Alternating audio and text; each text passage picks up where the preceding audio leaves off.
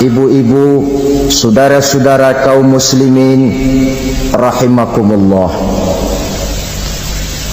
Kita menyaksikan peristiwa-peristiwa yang memilukan dan memalukan. PHK terjadi di mana-mana. Pengangguran meningkat, harga-harga membumbung tinggi, daya beli rakyat semakin lemah.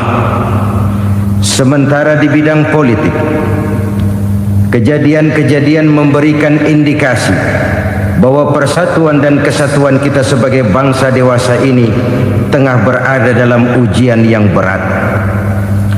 Pada jumpa kita kali ini, tanpa bermaksud untuk mencari kambing hitam dari bencana yang kita hadapi, saya ingin menyampaikan sebuah hadis yang diriwayatkan oleh Imam At-Tabarani dari Ibnu Abbas bahwa Rasulullah sallallahu alaihi wasallam bersabda, khamsun bi khamsin, ada 5 perkara yang dapat menimbulkan 5 macam bencana.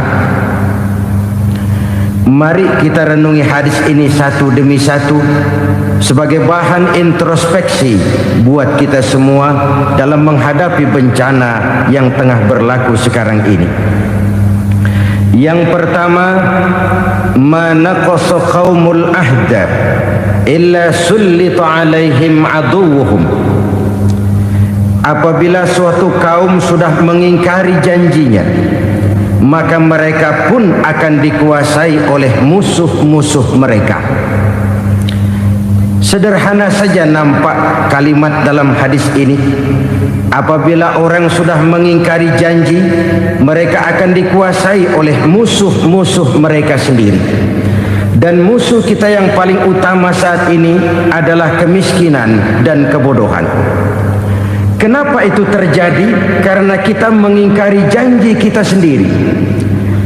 Di saat awal-awal berdirinya Orde Baru, kita pernah berjanji untuk melaksanakan Pancasila dan Undang-Undang Dasar 45 secara murni dan konsekuen.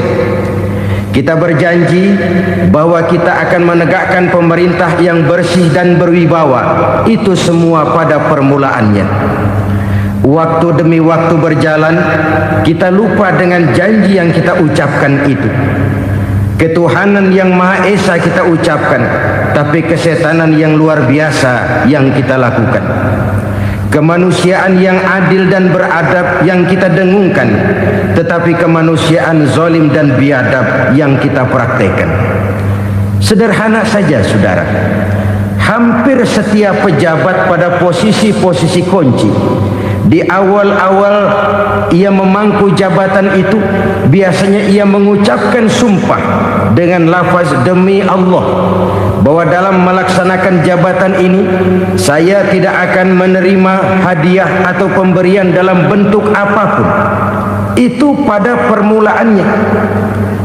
Lama-lama rupanya hadiah itu asik juga, mulai diterima. Lama-lama dirasa kurang, mulai menagih, dan akhirnya terjadilah praktek yang disebut suap menyuap, semir menyemir, dan lain sebagainya. Kalau ini sudah menjadi kenyataan, bagaimana kita mau menegakkan pemerintah yang bersih dan berwibawa?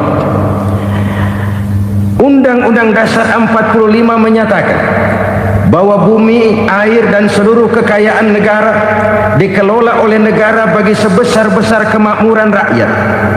Yang terjadi adalah bahwa kita merasa mewakili rakyat untuk menikmati harta dan kekayaan negara, sehingga rakyat banyak tidak bisa ikut menikmatinya. Menumpuklah harta itu sehingga terjadilah pepatah, gunung ditimbun, sumur digali. Yang kaya semakin kaya, yang miskin semakin terpuruk. Kita ingkar dengan janji yang kita ucapkan di awal-awal kita bergerak. Kita ingkar dengan janji pada saat kita mengatakannya dengan menyebut nama Allah, dengan mempertaruhkan nama Tuhan. Sehingga pada akhirnya jabatan pun mengalami tender. Sudah menjadi rahasia umum. Orang mau jadi lurah mesti mengeluarkan uang, mau jadi camat mesti mengeluarkan uang, mau jadi wali kota, bupati, bahkan gubernur, itu ada pasarannya. Secara logika, kalau orang memperoleh satu jabatan karena banyak mengeluarkan uang, tentu pada saat ia mengeluarkan uang, ia sudah punya pemikiran, modal pasti pulang, modal pasti kembali. Kalau orang memperoleh suatu jabatan karena banyak mengeluarkan uang, maka langkah pertama yang dia lakukan setelah memangku jabatan itu ialah bagaimana uang bisa kembali, bagaimana modal bisa pulang. Kalau modal sudah pulang, pikiran berikutnya bagaimana supaya dapat untung. Lalu kapan mau bekerja untuk kepentingan rakyat? Itu nomor 18. Kemudian kalau ada proyek-proyek besar, pertanyaannya ialah bukan apakah proyek ini bermanfaat bagi rakyat, apakah proyek ini layak untuk diteruskan, tetapi yang jadi pertanyaan paling utama ialah bagian saya berapa duit dari proyek ini. Kita bisa lihat proyek mega proyek lahan 1 juta hektar di Kalimantan Tengah, triliunan rupiah, dan proyek itu gagal. SD Inpres bulan ini diresmikan, bulan depan retak. Jembatan-jembatan bulan ini gunting pita, bulan depan runtuh. Kita ingkar dengan janji. Kita berkata kita bekerja untuk kepentingan rakyat, tapi kita tidak pernah mengenal rakyat itu. Apabila suatu kaum sudah mulai mengingkari janji, maka mereka akan dikuasai oleh musuh-musuh mereka. Akibatnya tersusunlah barisan-barisan sakit hati yang makin lama makin menjadi bola salju, menggelinding membesar, dan kemudian terjadilah hal-hal yang tidak kita inginkan lagi. Apabila suatu kaum sudah mengingkari janji, maka mereka akan dikuasai oleh musuh-musuh mereka. Ini penyebab bencana yang pertama. Kita tidak konsekuen. Tadinya kita dengan lantang teriak-teriak berantas korupsi, ganyang korupsi. Pada waktu kita belum mendapat kesempatan. Setelah kita naik punya kesempatan, rupanya korupsi enak juga dirasa. Terjadi pergeseran nilai, orang luntur, kehilangan idealisme awal. Lalu untuk menghibur diri, menutup kesalahan, kita gunakanlah pepatah bahwa tidak ada gading yang tak retak, bahwa kita harus mikul dhuwur mendem jero. Itu semua cuma sebagai dalih agar kesalahan kita tidak dibicarakan orang lain. Padahal kita sendiri yang mengingkari janji. Kita yang keluar dari komitmen awal kita. Kita berjanji melaksanakan Pancasila dan Undang-Undang Dasar 45 dengan murni dan konsekuen. Kita berjanji untuk menegakkan pemerintah yang bersih dan berwibawa. Namun dalam kenyataannya itu tidak kita laksanakan dengan sebagaimana mestinya. Kita bergeser, kita mengalami proses degradasi, peluncuran nilai, dan akhirnya terbentuklah barisan-barisan sakit hati yang semakin lama semakin membesar itu. Kita harus introspeksi. Memang kalau zaman sedang susah, biasanya kambing hitam laris, tukang kompor gentayangan. Itu dari dulu selalu mencari kambing hitam. Karena itu kita tidak bicara orang, kita tidak bicara siapa yang salah, kita bicara sistem, dan sistem itu bisa mengena siapa saja. Kalau orang sudah mulai mengingkari janji, bergeser dari komitmen awal, itu sudah mulai ia mengalami proses peluncuran, proses degradasi. Ini penyebab yang pertama. Kita tidak lagi konsekuen bahwa bumi, air, sumber daya alam adalah milik negara, dikuasai oleh negara, digunakan bagi sebesar-besar kemakmuran rakyat. Ternyata rakyat yang makmur itu tidak merupakan gambaran yang menyeluruh dari rakyat kita. Undang-undang dasar kita menganut ekonomi kekeluargaan, tapi yang kita praktekkan adalah ekonomi keluarga. Kalau bukan keluarga nggak dapat proyek, kalau bukan keluarga nggak dapat macam-macam. Kekeluargaan kita rubah menjadi keluarga, timbullah penyakit nepotisme. Kita bergeser, kita ingkari janji, dan kita anggap kita atasnamakan rakyat.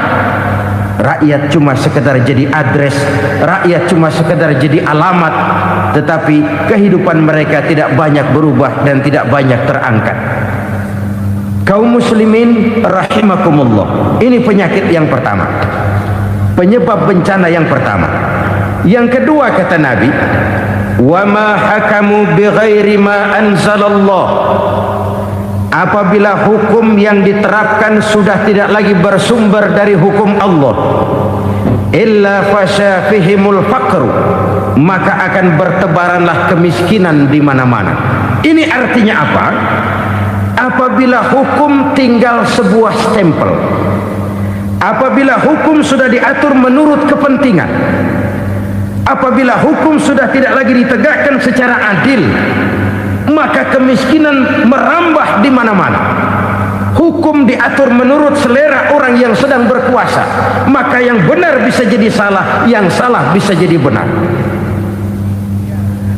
Hukum dalam kenyataan hidup berlaku seperti pisau. Pisau itu kan saudara lihat, yang namanya pisau dimanapun itu tajamnya ke bawah, ke atas tumpul. Kalau hukum itu, kalau untuk rakyat, hukum itu tajam bukan main, cepat sekali dilaksanakan. Tapi giliran menengah ke atas, yang gedean dikit berbuat salah, hukum tompul. Hukum pura-pura tidak dengar, akibatnya terluka rasa keadilan rakyat. Satu kasus rakyat diam, dua kasus rakyat diam, tiga kasus rakyat diam, kasus terakumulasi di hati rakyat, luka rasa keadilan, dan itu menjadi sumber bencana. Penjarahan kita tidak setuju itu, tapi kita harus melihat kausalnya. Itu kan tidak berdiri sendiri, itu kan karena terlukanya rasa keadilan rakyat, melihat kesempatan ini tidak merata. Kalau rakyat ini yang ngajukan kredit ke bank, walaupun jumlahnya cuma jutaan, ratusan ribu, susahnya 17 setan. Tapi ada orang-orang tertentu yang agunannya palsu, jaminannya palsu, bawa kata belece, bukan cuma miliaran, triliunan kredit bisa keluar. Terluka rasa keadilan, hilangnya kesempatan. Rakyat cuma dapat kesempitan, jarang dapat kesempatan. Dari lukanya rasa keadilan ini, memang ya entah lipstik, entah basa-basi, dibentuklah tim ini, dibentuklah badan pengawas ini, dibentuklah tim ini. Kalau membentur tahu, hancur tahu. Tapi kalau tim yang dibentuk membentur karang, bukan karangnya yang hancur biasanya, timnya yang bubar. Kenapa? Yang dibentur batu karang yang sangat keras. Kita main-main dengan hukum, kita tidak konsekuen dengan hukum, luka rasa keadilan, dan itu terakumulasi. Edi Tamsil, rakyat tahu, terakumulasi, menguap begitu saja. Kasus-kasus lain rakyat tahu, menguap begitu saja. Ketidakadilan terakumulasi, mengendap di hati rakyat, menunggu ledakan. Pada saat sumbu meledak, rakyat tidak bisa dibendung lagi. Oke, kita tidak setuju dengan penjarahan, tapi jangan melihat itu sebagai peristiwa yang berdiri sendiri. Kenapa itu terjadi? Kausalnya kenapa? Oke, kita tidak setuju memang, tapi yang dijarah oleh rakyat kan memang cuma untuk perut. Yang dijarahkan beras, yang dijarahkan televisi, yang dijarahkan kulkas yang masih bisa dihitung, yang memang real untuk kebutuhan rakyat. Penjara berdasi kepala botak yang menguras uang rakyat habis-habisan, enak saja melenggang dalam kehidupan ini. Makin terluka rasa keadilan rakyat. Apabila hukum yang diterapkan sudah menyimpang dari keadilan yang diajarkan Allah, fasyafihimul fakru, bertebaranlah kemiskinan. Aneh, memalukan, memilukan. sebuah negara agraris yang katanya pulaunya hijau royo-royo, gemari palau jenawi toto tentem kerto raharjo, yang tahun 93 pernah mendapat penghargaan dari FAO, Badan Pangan Sedunia, sebagai negara yang berhasil dalam swasembada pangan. Sekarang ini kita terpaksa betul beli beras dari Vietnam, beli beras ke Kamboja, beli kedelai dari Kamboja. Kenapa? Lahan sawah kita habis ditanami pabrik. Teknologi kita, teknologi loncatan yang non-applied, tidak terpakai oleh kita. Lantas lahan yang tidak bisa kita tanami, kita paksakan lahan-lahan gambut menjadi tanah pertanian yang subur dengan biaya triliunan, dan kita gagal. Kita cari jarum dan kapak hilang. Kita mau jadi negara industri dengan loncatan teknologi yang maju, kita lupakan pola pijak kita sebagai negara agraris, dan akhirnya kita kecolongan. Lihatlah dewasa ini, rakyat kita antri sembako di mana-mana. Di sebuah negara agraris, ketidakadilan melahirkan kemiskinan, kemiskinan moral dan kemiskinan material. Kemiskinan moral, rakyat nggak percaya lagi sama pejabat. Rakyat mengalami krisis figur. Orang alah lu ngomong dah sama ember.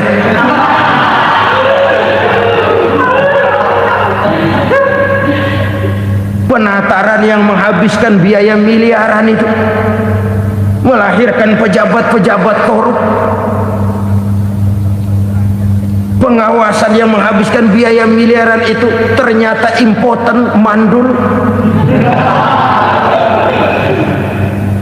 Kemiskinan moral. Jujur saya berkata, saudara-saudara, setelah pintu reformasi dibuka, itu yang masuk memang macam-macam. Ada yang memang punya tujuan murni, konsekuen dan punya konsep. Ada yang nunggu di tikungan, begitu mobil lewat nyamber pintu, berangkat ikut reformasi. Ada yang memanfaatkan momentum, mumpung untuk nyampein unek-unek, ngerti nggak, pokoknya ngomong. Sehingga keadaan semakin rancu, kebingungan semakin menjadi-jadi, masalah yang paling urgen tidak terselesaikan. Sekarang ini orang berpikir mendingan jadi pala ular daripada jadi buntut macan. Buntut macan memang hebat macan, tapi kalau buntutnya cuma ugel-ugel di belakang buat apa? Mendingan jadi pala ular, kecil juga nyaplok. Artinya ya biar kecil juga kalau punya partai kan gagah. Lalu rame-rame bikin partai kayak bikin arisan. Orang makin mengalami dislokasi. Semua mau jadi pahlawan, semua mau nomor satu, semua ngomong. Iya kalau bidangnya, kalau bukan makin rancu. Marilah lewat kesempatan ini saya mengajak kita untuk tahu diri. Biarkan politisi ngomong politik, biarkan ekonom menata ekonomi, biarkan praktisi bicara soal hukum, biarkan rakyat munajat, istighfar, mohon pertolongan Allah. Tahu diri kita. Kalau memang ayam, kukuruyuk aja dah. Kalau memang kucing, ayo ngeong. Kalau kambing, silahkan ngembe. Udah tahu ayam, ngeong bunyinya.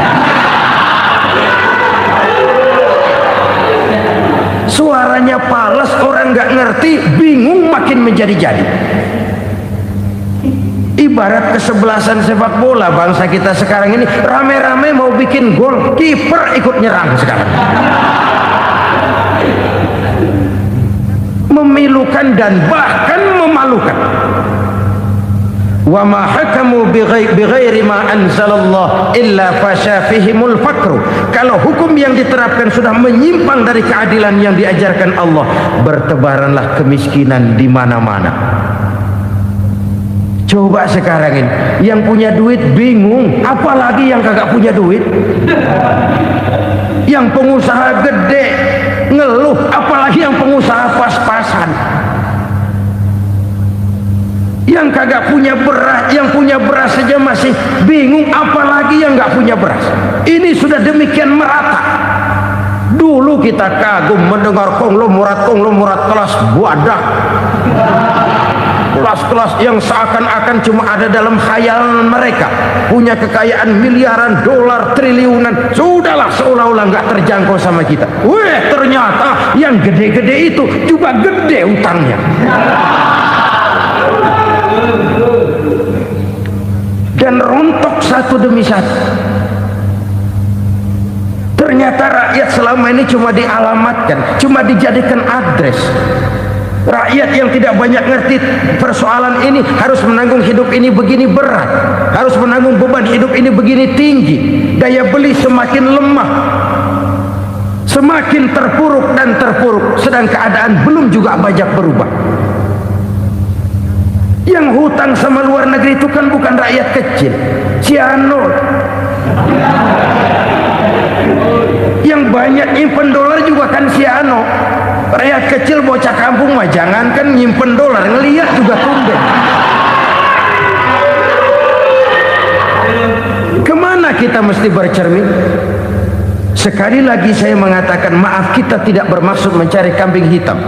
Karena itu kita tidak bicara orang, kita bicara sistem, kita bicara keadaan. Beginilah yang dikatakan Nabi, penyebab timbulnya bencana, hukum yang ditegakkan tidak lagi berorientasi kepada keadilan, tapi berorientasi kepada kepentingan. Akhirnya bentuk hukum seperti pisau, tajam ke bawah, tumpul ke atas. Hukum cuma buat rakyat kecil, tetapi kelompok menengah ke atas kadang-kadang kebal dari perlakuan hukum. Maka bertebaranlah kemiskinan. Iya, kemiskinan moral berupa lukanya rasa keadilan. Kalau rasa keadilan terluka, orang kan nunggu kesempatan, saudara. Iya, dia nggak bisa ngomong, iya dia nggak sanggup action, iya dia nggak bisa tunjuk rasa, tapi hatinya kan, kapan ada kesempatan, kapan ada waktu, tunggu. Hatinya mesti begitu. Sehingga begitu ada kesempatan, terjadilah hal-hal yang tidak terhindarkan. Dan itu ekses, bukan reformasi. Jangan seperti sebuah dialog saya dengan seorang abang beca. Saya bertanya, bang, ya, abang tahu nggak reformasi? Tahu, Ustaz. Apa? Pembakaran.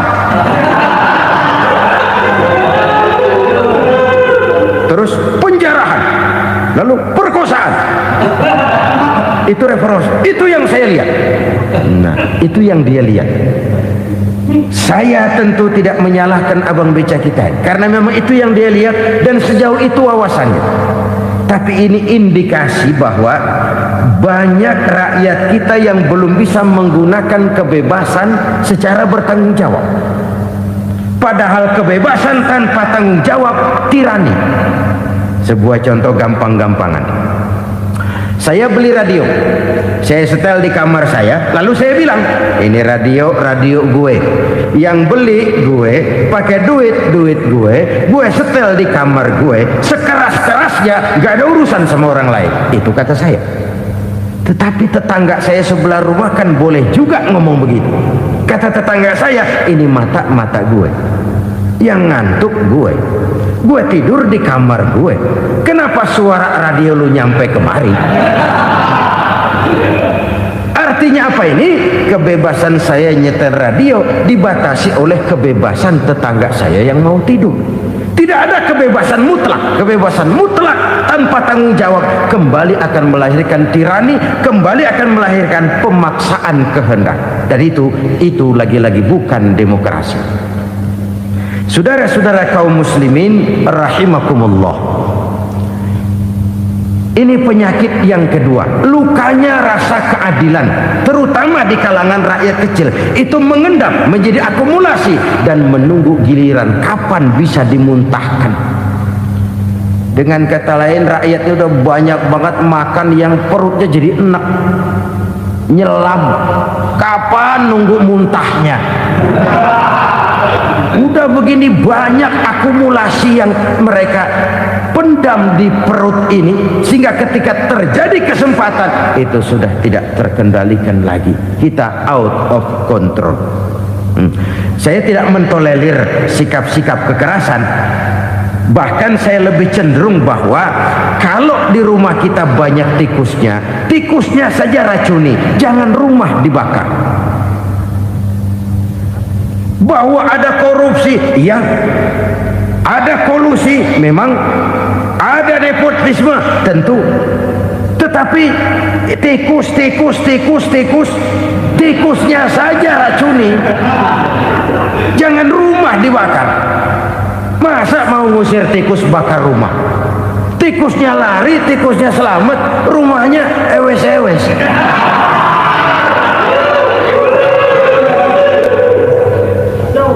Tikus selamat, rumah nggak punya, masalah nggak terselesaikan dengan sebagaimana yang kita harapkan. Kita sepakat ini negara hukum, dan di hadapan hukum semua manusia itu sama. Itu prinsip yang diajarkan Allah. Al-musawat bainan nas fi takalifil ahkam. Semua manusia sama dalam berhadapan dekat dengan hukum Allah Subhanahu wa taala. Kalau hukum sudah pandang bulu, itu jelas yang enak yang banyak bulunya. Siapa yang banyak bulunya? Monyet. Kalau hukum pandang bulu, monyet keenakan. Saudara-saudara kaum muslimin rahimakumullah, introspeksi. Mari kita bercermin bagaimana perjalanan hukum selama ini. Kalau introspeksi ini kita temukan, lalu ada upaya untuk memperbaiki diri. Jangan menggunakan tak ada gading yang tak retak, mikul duwur mendem jero untuk menutup-nutupi kesalahan orang. Padahal kesalahan itu sedemikian besar. Padahal rakyat kita tiap hari antri sembako. Ada yang sehari sekali makan, ada yang makan sudah bercampur tiwul, ada yang nasi sudah dicampur pisang, balik jadi orok lagi. Macam-macam upaya rakyat untuk menangsal perut ini. Lalu rakyat ditenang-tenangkan, lebih baik puasa Senin Kemis sambil menghadapi krisis ekonomi. Kenapa rakyat yang disuruh puasa? Kenapa bukan pejabatnya yang puasa lebih dulu untuk kemakmuran rakyat? Kalau rakyat yang memang perutnya udah gepeng disuruh puasa, makin krempeng perutnya. Artinya pejabat harus punya sense of politik. Ya, tidak, puasa itu kan tidak cuma Senin Kemis saja. Puasa itu puasa perasaan, puasa menghargai perasaan yang sedang di kondisi yang sedang dihadapi oleh rakyat. Bagaimana rakyat yang tengah antri sembako melihat pejabatnya lewat dengan mobil yang harganya sampai 1 miliar. Oh, inilah pemimpin saya. Luka lagi rasa keadilannya. Kita tidak tenggang rasa. Puasa dalam artian itu pun akan menolong menegakkan semangat kebersamaan, membentuk semangat kebersamaan. Saudara-saudara kaum muslimin rahimakumullah, penyebab bencana yang ketiga dikatakan oleh baginda Nabi, wala zaharat fihimul fahishatu illa fasha fihimul maut. Apabila kekejian telah merajalela, maka maut bertebaran di mana-mana. Kita renungi butir kalimat dalam hadis ini. Apabila kekejian telah merajalela, maut bertebaran di mana-mana. Begitu murah arti sebuah kehidupan. Penjarahan untuk hal-hal yang kecil tapi sampai mengorbankan nyawa. Apabila kekejian sudah terjadi di mana-mana, maut pun bertebaran. Maut dalam arti berpisah ruh dengan jasad, tapi juga maut dalam arti orang bisa mati karirnya, orang bisa mati usahanya, orang bisa mati kesempatannya karena perbuatan-perbuatan keji yang selama ini tidak terbendung. Lahirlah teori mafia. Siapa yang kuat dia yang berkuasa, siapa yang lemah dia menjadi mangsa. Proyek-proyek besar yang menang tender itu ya dari itu ke itu saja. Yang pengusaha-pengusaha tidak punya koneksi, tidak bisa bayar komisi, dapat proyek tetelan. Ada dagingnya dikit, namanya juga tetelan. Dagingnya sudah habis disantap oleh meja. Sekian puluh meja dilalui, sekian puluh amplop dikeluarkan. Sehingga yang akhirnya ya tinggal tetelan itu tadi. Maka kualitas pekerjaan pun sudah bukan lagi jadi masalah. Demikianlah mafia-mafia ini bermunculan di mana-mana. Di pengadilan terkenal mafia pengadilan. Hukum bisa dibeli, hukum bisa dipesan menurut kebutuhan sponsor. Mafia peradilan, mafia politik, mafia ekonomi, bahkan mafia agama yang menggunakan agama sebagai kedok, menggunakan agama sebagai dalih, menggunakan agama sebagai topeng untuk melancarkan maksud-maksud politiknya pun tidak tertutup kemungkinan. Apabila kekejian telah merajalela, maut bertebaran di mana-mana. Korupsi, kolusi, nepotisme itu bagian dari kekejian. Kita selama ini kalau mendengar maksiat, itu yang terbayang cuma judi, mabuk, zina. Ya itu maksiat. Tapi korupsi, kolusi, nepotisme itu juga maksiat dalam bentuk lain. Kalau ini sudah bertebaran, maka maut terjadi di mana-mana. Jangan bayangkan cuma mati orangnya, itu sih kewajiban. Yang menyakitkan itu orangnya masih hidup tapi dibikin mati, karirnya mati. Kenapa? Karena yang diperlukan bukan cuma orang pinter tapi orang taat. Biar pinter, kalau nggak taat minggir. Biar bodoh, kalau taat bisa nyenangin atasan, bisa nyemir, nyemur. Kumaha juragan wae ayo nama. Itu yang kadang-kadang dapat penghargaan. Tidak ada prestasi kerja kecuali bikin senang orang di atas. Kita lihat di desa-desa jalan rusak. Kalau ada berita pejabat anak mau turun, jalan rata sekali. Sampai tanah dari mana aja dikeruk buat ngeratain tuh jalan. Pejabat pulang legok lagi jalanan. Katanya kita kerja buat rakyat, nyatanya kita cuma melayani atas. Kenapa? Terjadi lingkaran setan. Seperti kata lagu Dul Sumbang itu. Mahasiswa takut sama dosen, dosen takut sama dekan, dekan takut sama rektor, rektor takut sama menteri, menteri takut sama presiden, presiden takut sama mahasiswa. Lah muter balik lagi, lingkaran setan, lingkaran setan. Saudara-saudara kaum muslimin rahimakumullah, kekejian yang merajalela, praktek-praktek mafia yang tertuang dalam kehidupan sehari-hari menyebabkan orang mati karirnya, jasad masih hidup, karir mati, itu menyakitkan. Mati bisnisnya. Rakyat kecil pernah senang ketika cengkeh booming, harganya bagus, rakyat banyak yang pergi haji. Lalu mau ditata, lahir tata niaga cengkeh, malah amburadul. Harga cengkeh jatuh, petani cengkeh kecil menjerit. Siapa yang untung? Segelintir orang. Masihkah kita pakai atas nama rakyat untuk kepentingan nasional? Padahal yang nyanyi cuma segelintir orang. Masihkah kita mau bohongi rakyat ini dengan mobil nasional tapi bikinan Korea? Masihkah kita mau bermain verbalisme, bermain kata?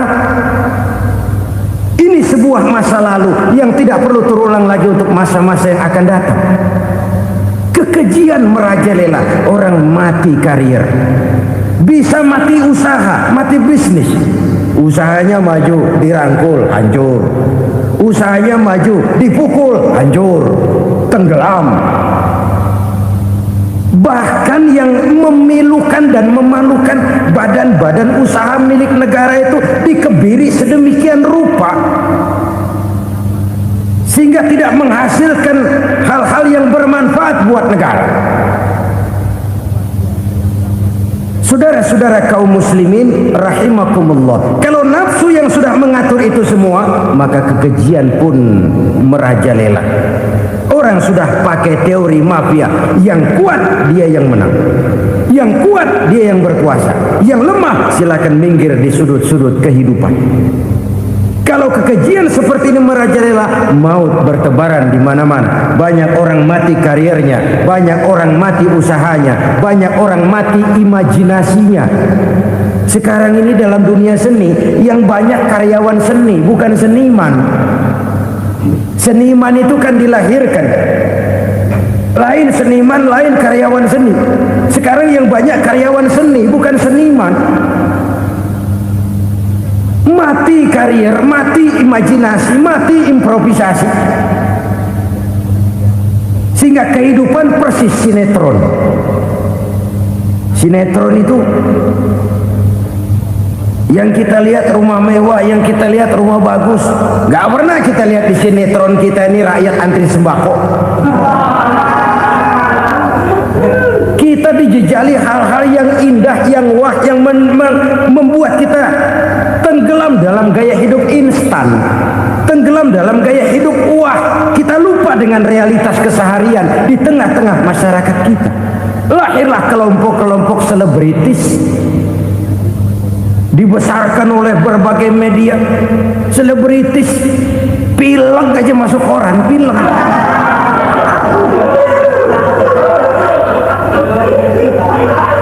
Rakyat yang pingsan antri beras nggak masuk koran. Rakyat yang semaput antri minyak nggak masuk koran. Selebritis panok masuk koran.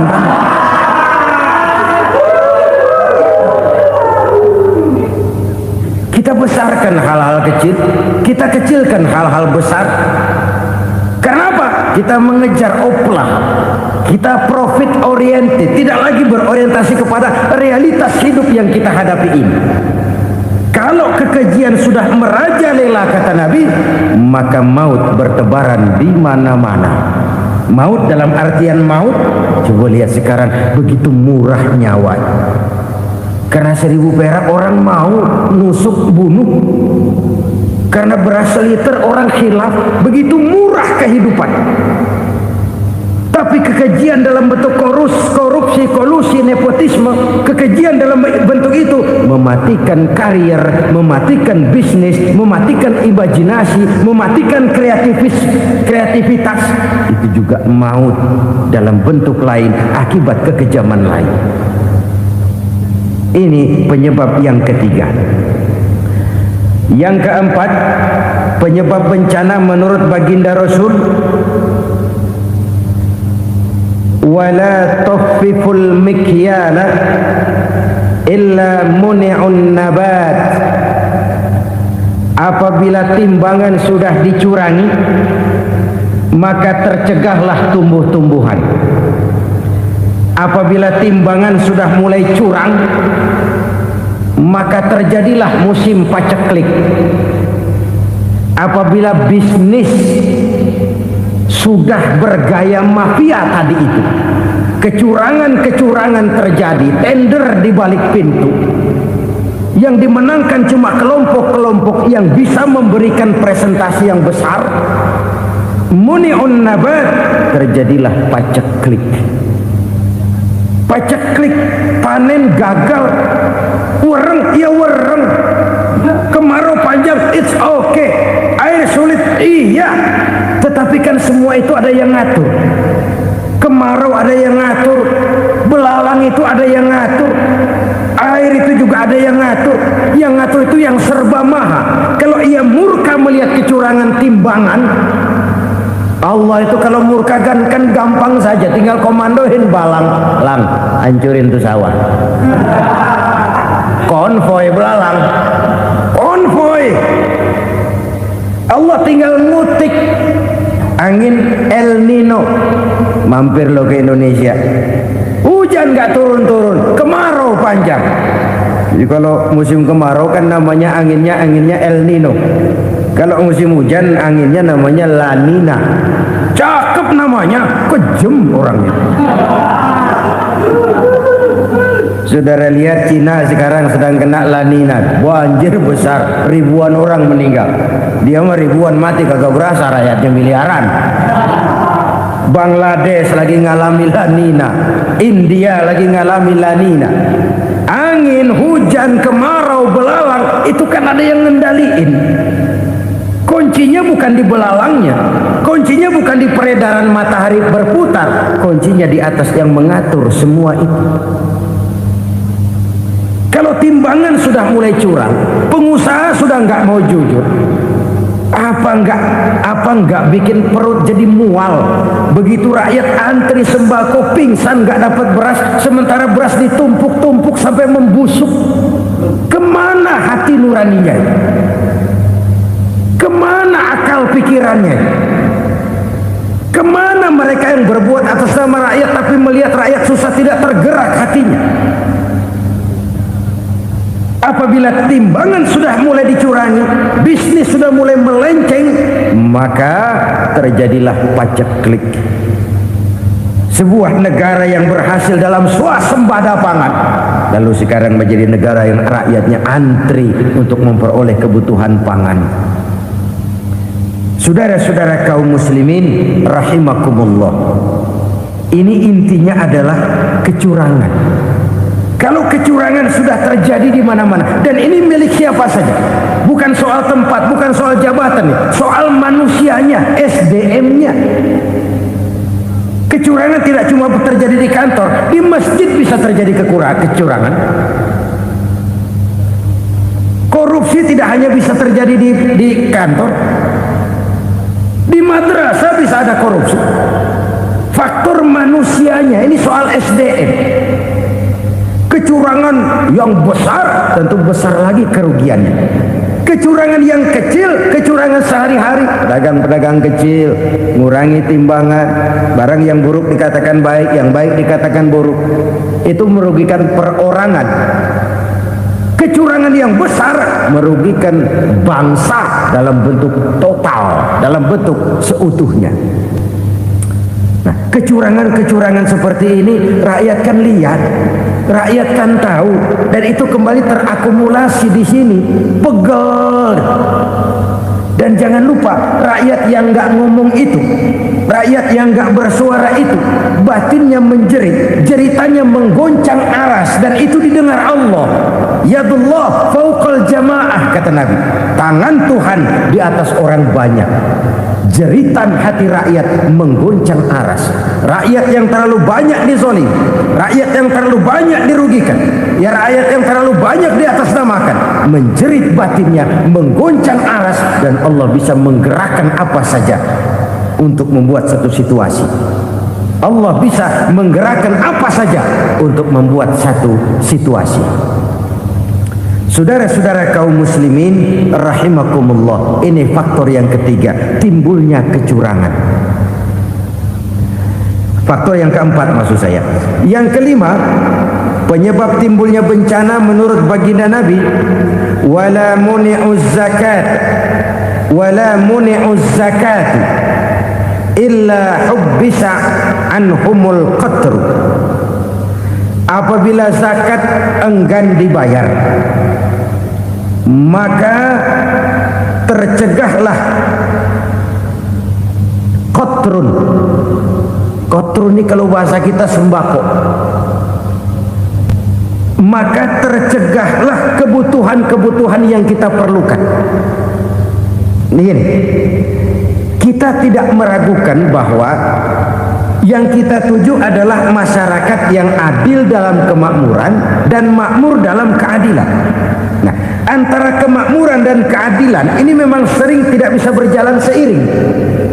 Pada saat kemakmuran kita kejar, ekonomi kita pacu, ada nilai-nilai keadilan yang tertinggal.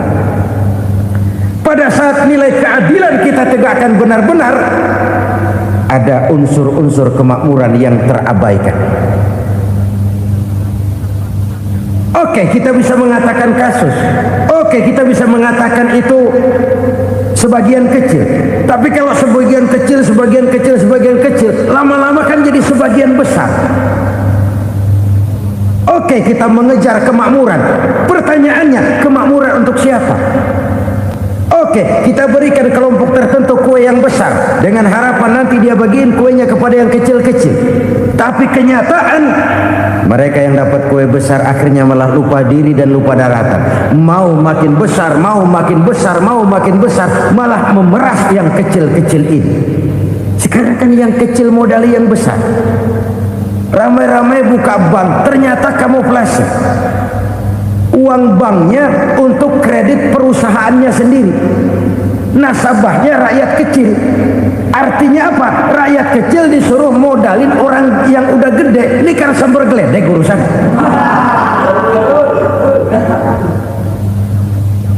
Ini kan permainan apa lagi? Rakyat kecil suruh modali yang gede, nasabahnya rakyat kecil, kumpulkan uangnya di bank, kucurkan kredit kepada perusahaannya sendiri. Bukankah itu rakyat kecil suruh modali yang gede? Sudah begitu kejamkah kita untuk meraih keuntungan dengan mengorbankan orang kecil ini? Sudah tidak bicara lagi kah nurani kita melihat penderitaan orang yang semakin susah ini? Kalau zakat enggan dibayar, padahal zakat 2,5% saja, 2,5% saja. Kalau itu pun enggan, kalau zakat saja enggan, bagaimana pula yang namanya sodako, bagaimana pula yang namanya infak, bagaimana pula yang namanya santunan, bantuan. Kadang-kadang lipstick nyumbang si nyumbang, cuman nyolongnya lebih gede. Ini namanya sumbangan lipstick. Buat lipstick itu kan buat ngumpetin bibir pucat. Itu fungsi utama lipstick. Buat ngumpetin korupsinya, nyumbang kegiatan-kegiatan sosial. Tapi yang dia korup lebih gede dari yang dia sumbangin. Lipstick kamuflase. Nepu kata anak sekarang.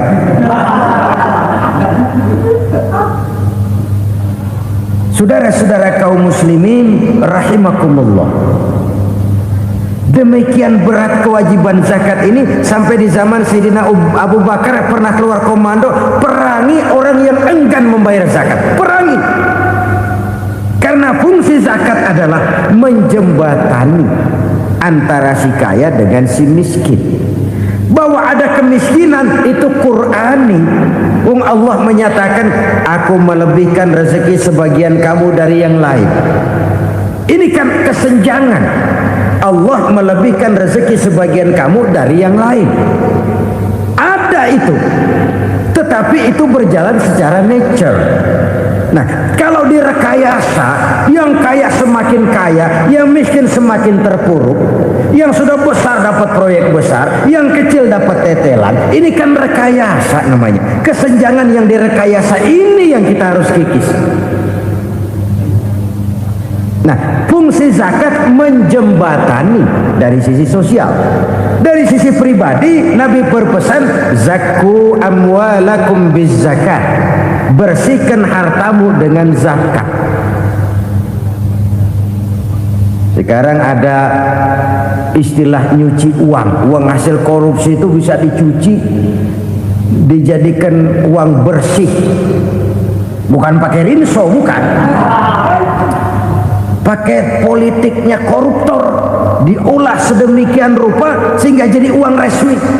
Sudah memutik, itu termasuk yang disebut kejahatan kerah putih, white collar crime.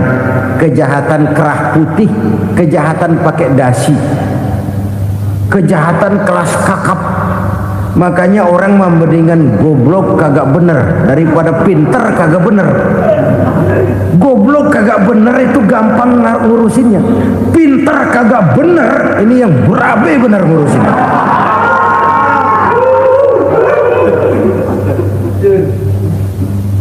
Kita bukan cuma perlu orang pinter kok di zaman sekarang. Kita perlu orang-orang benar yang punya komitmen, yang sesuai kata dan perbuatan, yang bisa merasakan apa yang dirasakan oleh rakyat, yang punya sense of politik yang tinggi, yang peka, yang penuh keterbukaan, yang punya wawasan dan pandangan jauh ke depan. Dari sisi pribadi, zakat itu membersihkan harta kita.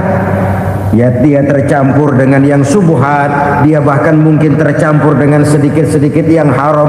Itu zakku amwalakum bizzakat. Bersihkan hartamu dengan zakat itu. Pada sisi sosial ia menjembatani, pada sisi pribadi ia membersihkan harta kita.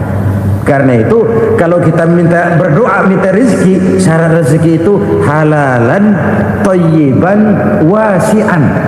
Enggak pernah kurang dari 3 itu. Halal, bagus, banyak. Halal, bagus, tapi sedikit, susah ngaturnya. Halal, banyak, tapi kurang bagus. Buat apaan? Bagus, banyak, tapi haram. Enggak ada artinya. Sebab kata Imamul Ghazali, kalau kau terlalu suka memakan makanan yang haram, dikunyah masuk ke dalam perut besar, digiling oleh perut besar, menghasilkan energi, menggerakkan sel-sel pembuluh saraf, kau juga akan cenderung berpikir yang haram. Kalau sudah cenderung berpikir yang haram, perbuatan pun akan mengarah kepada perbuatan-perbuatan yang haram. Dulu waktu kelompok Jimbaran 200 konglomerat Indonesia kumpul dihimbau supaya sekian persen kasih pengusaha-pengusaha lemah. Itu kan cuma sekedar belas kasihan, tidak banyak menolong keadaan. Dan bukan itu yang diperlukan pengusaha-pengusaha kecil. Yang diperlukan adalah berikan kami kesempatan seperti mereka dapat kesempatan. Berikan kami peluang seperti mereka juga dikasih peluang. Kalau cuma dikasih 100 juta, 200 juta hari ini, usaha kami nggak ada prospeknya, peluang kagak ada, kan sama juga bohong. Diceburin ke kali, disuruh berenang, tangan diikat, mendingan mampusin ketahuan. Ayo berenang, berlomba, tangan diikat, kaki diikat, sama saja nyuruh mati. Jadi jangan kasih ikannya, kasih kailnya. Yang diperlukan pengusaha kecil menengah ke bawah itu bukan cuma sekedar belas kasih dari konglomerat-konglomerat besar. Berikan kami peluang seperti mereka juga dapat peluang. Berikan kami kesempatan seperti mereka dapat kesempatan. Berikan kami kredit dengan kemudahan seperti mereka juga kalau minta kredit begitu mudahnya. Menciptakan peluang dan kesempatan, pemerataan.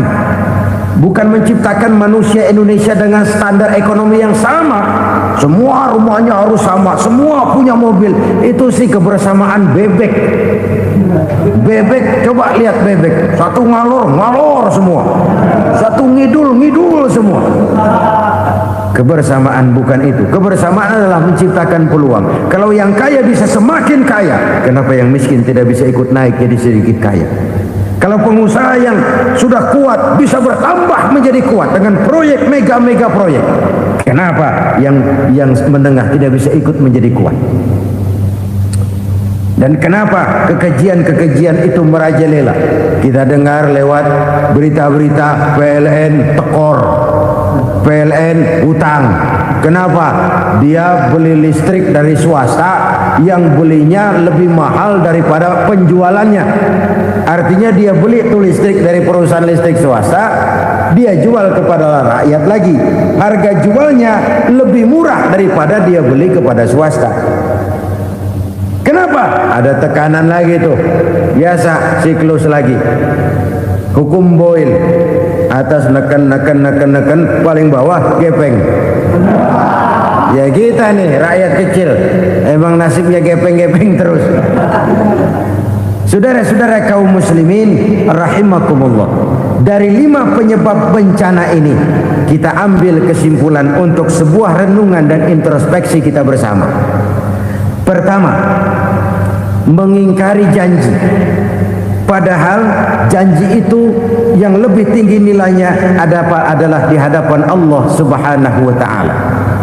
Baik wakil-wakil rakyat di parlemen maupun pemimpin-pemimpin rakyat di dalam kabinet, apabila memangku suatu jabatan, selalu mereka mengawali dengan sumpah, dan sumpah itu dimulai dengan demi Allah.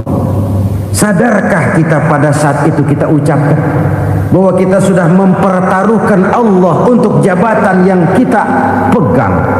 Kita sudah mempertaruhkan nama Allah untuk posisi yang dipercayakan kepada kita. Sadarkah kita bahwa menyia-nyiakan itu satu dosa yang sangat besar, yang tidak hanya kepada Allah tetapi juga kepada rakyat yang kita wakili, kepada rakyat yang kita pimpin. Cukuplah sudah rakyat dijadikan adres, umat dijadikan alamat sebagai numpang. Marilah kita kembali kepada komitmen awal dengan jujur kepada janji kita sendiri. Lalu yang kedua, kekejian, baik berupa korupsi, kolusi, nepotisme, dan perbuatan-perbuatan lain akan melahirkan kemiskinan. Kekurangan pangan bukan satu-satunya yang menyebabkan rakyat menderita. Lukanya rasa keadilan terakumulasi di hati rakyat, dan jeritan hati rakyat mengguncang aras. Kalau Allah murka, Allah bisa melakukan apa saja untuk menciptakan suatu kondisi. Faktor yang ketiga adalah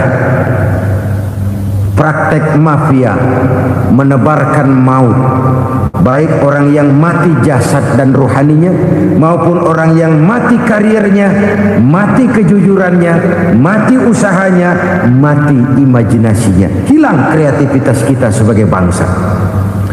Faktor yang keempat, kecurangan-kecurangan di bidang usaha, di bidang tender, mengandalkan menjual kekuasaan. Dan memang repot kalau penguasa jadi pengusaha. Mau atau tidak mau, kebijakan-kebijakan kekuasaannya akan memperkuat jaring-jaring usahanya. Dan pada saat itu objektivitas sulit ditemukan lagi. Lalu yang kelima, keengganan membayar zakat, menumpuknya kekayaan negara pada kelompok-kelompok tertentu. Ini akan melahirkan paceklik yang berkepanjangan. Menumpuknya kekayaan dan harta negara pada kelompok-kelompok tertentu akan melahirkan paceklik dan kemiskinan yang berkepanjangan.